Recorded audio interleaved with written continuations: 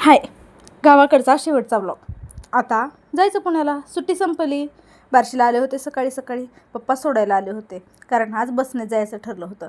आमची बस बघा कात्याने बांधलेली होती बरं का. शेवटी बस चालू झाली. असा विश्वासच बसत नव्हता की आता पोहोचेल का नाही पुण्याला सुखरूप. मग काय मस्तपैकी इंदापूरचा टोल नाका क्रॉस केला आणि एक झोप ठेवून दिली. मध्ये भिगवणचा स्टॉप पडला. नाश्त्याला बस थांबली ते पण नाही कळलं. हे ट्रॅफिक बघून कळलंच असेल आता. पुण्यात तर आले, स्वारगेटला आले. आता एवढं मोठं ओझं होतं त्याच्यामुळं आपल्याला काय आता बसने जाणं होणार नाही म्हणून ओला बुक केली. ते काका खूपच रूढ होते बरं का एकतर. आणि मग एवढं सगळं सामान ठेवून मस्त जेवण केलं आणि पहिलं झोपायचा विचार केला. आणि हे बघा झोपताना पहिलं बॅग आवरताना हात हा चष्म्याचा बॉक्स दिसला. परवा सांगितलं होतं ना दवाखान्यात गेले. काकांनी सकाळी आणून दिला होता. आणि हे येडेचाळे काही थांबत नाहीत. उठल्यानंतरने त्या ओनरच्या स्कूटीमध्ये स्वतःचाच चेहरा बघत होते मी. आणि एवढं सगळं सामान आणलं होतं घरून.